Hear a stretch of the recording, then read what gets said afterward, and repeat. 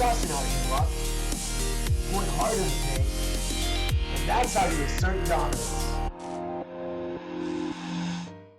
Hey, what's up guys, it's SirTagCR, and today we're back at it again with quite possibly the easiest deck to play inside of Clash Royale. You guys already know that we have the bridge spam trifecta of Dark Prince, Battle Ram, and Bandit. And when you're going aggressive with a Bandit or a Battle Ram, you really want to have the Dark Prince in front. The Dark Prince will eat up a P.E.K.K.A shot, and the Dark Prince will just do a phenomenal job cleaning up all the squishy units, allowing your Bandit or Battle Ram to connect with the things that matter. So when you play this deck against Golem decks, Giant decks, or any beatdown decks for the matter, you want to be bridge spamming the opposite lane, and then you just want to rely on your Inferno Dragon to incinerate the Golem or beatdown push. If they decide to drop a whole bunch of supporting units behind their Golem or their Giant, all you have to do is really use your Ice Golem and pull the units the opposite lane, and it'll give you a lot more time to deal with them. You have Ice Spirit in this deck to help you deal with minion hordes, so Ice Spirit plus Zap will completely finesse a minion horde. Another thing that made bridge spam a lot stronger than it was before is Poison. Before, Poison would net a -1 trade against pumps, but now it's an even trade and you don't even need Miner in a bridge spam deck. So let's go jump straight into some grand challenges and let's assert some dominance. Alright guys, so we got our first game against a Japanese player. We're going to be saucing out the good luck and we're going to get ready with the Dark Prince in the back.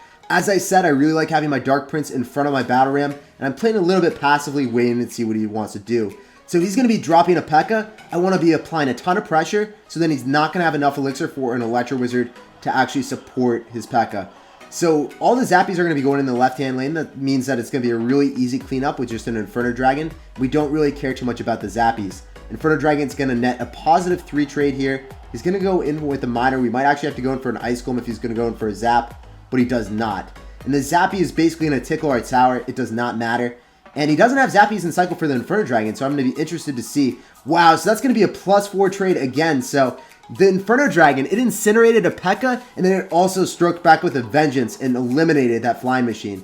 So it's doing really well for us. We're going to go in with a Battle Ram, a Dark Prince, and an Ice Golem. We're going to try to apply as much pressure as possible because he's not able to afford a P.E.K.K.A. It actually wasn't in cycle there.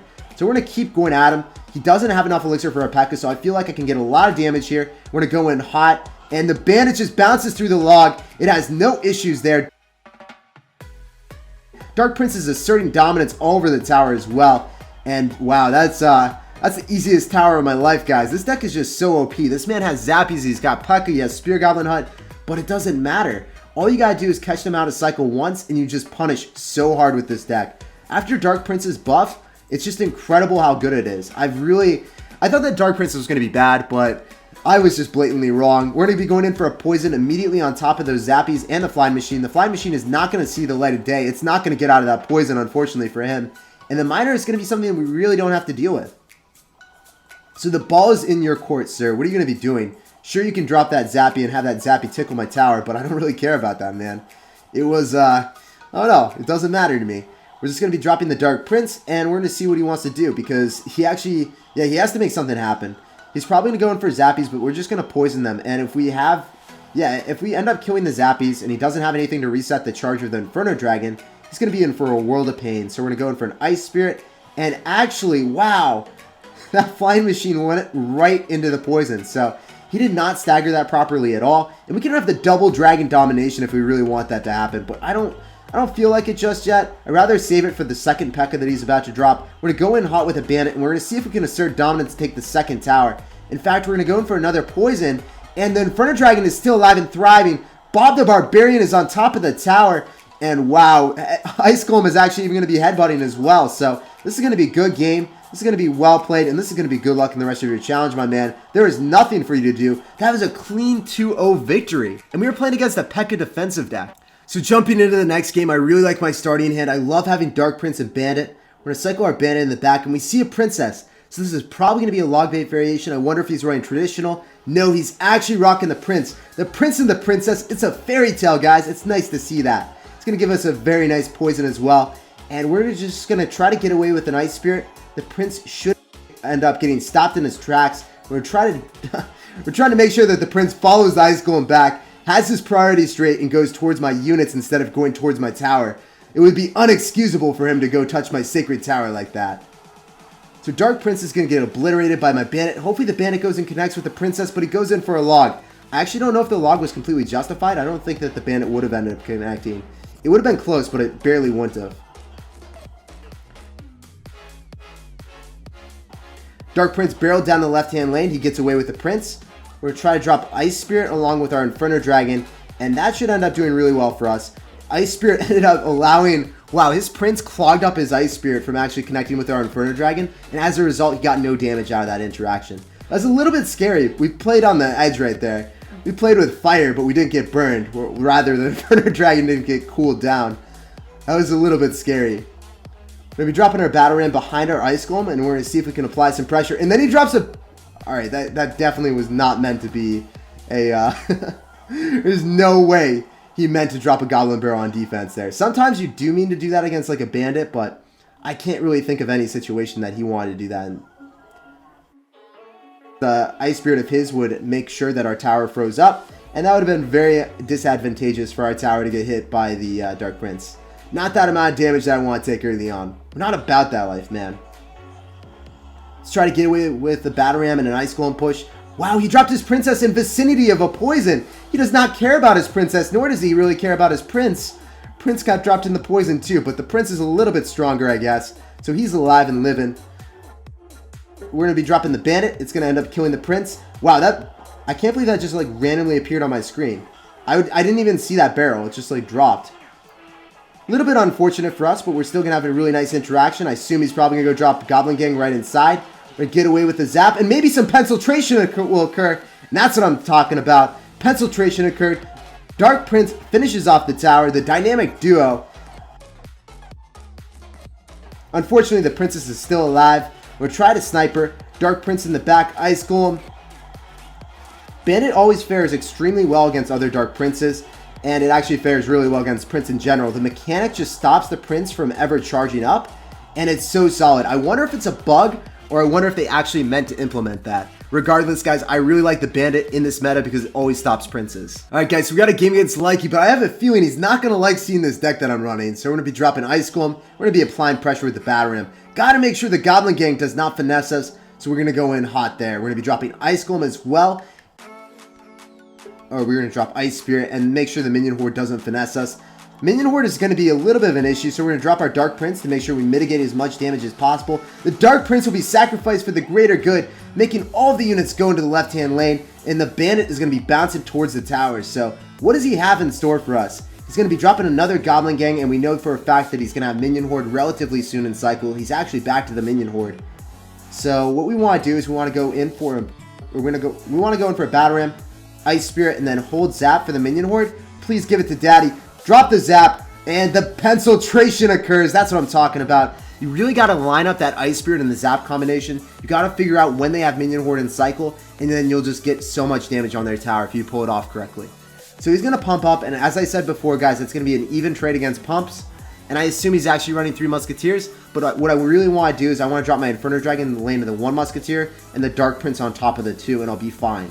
So that's what you really want to do. You want to make sure that you're cycling a whole bunch of units in the lane of the 1 Musketeer, and then you just drop your Dark Prince or your Bandit and just finesse the 2. You guys are going to see how it works here. So we're going to get ready. We're going to be dropping our Inferno Dragon. Inferno Dragon wins on a 1-on-1 against the Muskie, and I assume he's going to be dropping Goblin Gang or something along the lines of there. So he's going to be going in for a Battle Ram. We're going to be dropping Ice Spirit. We're going to be dropping the Dark Prince. Dark Prince completely obliterates the 2 Muskies. And then we're just going to drop our Bandit right on top of the 1 Muskie. So, pretty clean defense. It's not too bad, not too shabby. I dropped the Ice Golem there because I wanted to make sure the Goblin Gang, if he dropped it, it wasn't actually going to be shielding. But the Bandit is going to be bouncing on towards his tower. The Inferno Dragon is still alive and thriving. He does have to answer to that Inferno Dragon. You can't let that go do you dirty like that, sir. Maybe dropping an Ice Golem and then a Battle Ram again and another Ice Spirit because the Minion Horde is probably impending. He doesn't know if we have Zap in cycle, so he's just going to let that connect. That was well played. We're going to try to get away with just a Bandit, and then we're going to be dropping our Dark Prince, and then going in for a Poison on top of the 2 Muskies. I wanted him to bridge spam there, but he didn't actually fall for it. I was really hoping and praying for that. We're going to be dropping a Zap, and then an Ice Spirit. Ice Golem's going to pop and finesse everything. So there's not too much you can do in this situation. We played this really well. If you utilize the Dark Prince against the 2 Musketeers, there's really not too much of an opening for this man to work with. So when they don't have an opening, obviously they can't really accomplish anything. Zap is going to finesse everything, and the Battle Ram is just not going to be breaking through. He's already calling good game. We're going to say good game, well played, and good luck in the rest of his challenge. And we actually do mean it, sir. Hopefully you don't play against more bridge spam decks. This deck is really, really OP. Good game, well played, and good luck, bro. So we got a game against Rehab, and he already sauced out the good luck and the good game, so he expects to win in one fell swoop with that Hog Rider push, but we're bouncing back with a vengeance with this Dark Prince and Bandit combination. I don't know if he has it in him to defend against this, but he's going to be dropping a Zap and a Knight, so the Knight, the Chivalrous Sir, will do some work, but the Bandit will make its presence known, leaving its mark, leaving its imprint on top of the tower. So he's a sad panda. He's a sad panda, and I don't doubt him. I mean, he's now saying good game, saying that I won the game. All right, dude. We're going to be going in hot for an Ice Spear, and we're going to be hovering so we don't actually have Zap. He's got Electro Wizard and NATO, so he's got a lot of answers to us. But the Penciltration still occurs, and he drops the bats right into the poison. So he is feeling the burn right now. That is disgusting, dude. That amount of damage, that's really devastating. I don't know if he can do anything. He's going to be going in for a Knight whenever you drop a Knight at the bridge or an Ice Golem at the bridge. It's either going to be one or two things. It's going to be a Hog Rider or it's going to be a Graveyard. Unfortunately for us, he didn't actually drop a Hog Rider, so maybe it was bait, or maybe he was thinking about dropping the Hog Rider, but our quick response made him not want to go in for the Hog. So our Dark Prince, dude, Dark Prince really is so busted. I don't think it's well played. I just dropped a Dark Prince. It's just a really overpowered card right now. So he's going to go in for an Executioner. We're going to pressure opposite lane. That's one of the things. When you see a Magic Archer, an Executioner, Electro Wizard, something that's a little bit menacing, you always want to rush opposite lane. Even if it's a low elixir investment, usually better to just be safe than sorry and not drop units right into it. Especially when it's an Executioner or an Electro Wizard. Electro Wizard will stop it. Executioner, usually coupled with a NATO. And if they drop a NATO your entire push can get obliterated. He's such a sad panda. I really don't blame him. His towers are in all sorts of pain. We're going to go in for an Ice Spirit with the Bandit. Ice Spirit's going to go in front of the Bandit, and then it's going to stun the tower, allowing the Bandit to get even more damage. Guys, he is no hope of winning this game. Such a sad panda, bro. Really crippling depression at this point. I can't classify it as anything else. Even though I'm not a doctor, that's what I'm going to classify it as. He's going in for a Zap on offense. That is desperation if I've ever seen it. And I think he's succumbed to defeat. I feel like he just knows that the game is over at this point. He's probably just going to let us 3-crown. Never mind, he's still dropping that Electro Wizard. He doesn't actually know that the game is over. Well, he does know the game is over, but there's this cognitive dissonance that he still wants to defend. He's still playing for his pride. And I think the game is just about over. We're going to try to 3-crown and assert dominance to the fullest extent. And that's exactly what's up. Inferno Dragon's on top of the tower. Bandit is on top of the tower. Please don't do me dirty. Just let me have the 3-crown. I have really simple needs in life. Not like this, guys. We're not actually going to end up 3-crowning him. Nothing. It's not happening.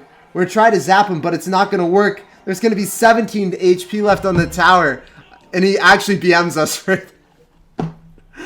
And that's actually where we're going to end today's video. Thanks for watching. Thanks for chilling with me. And I can't wait to see you guys next time. Peace out.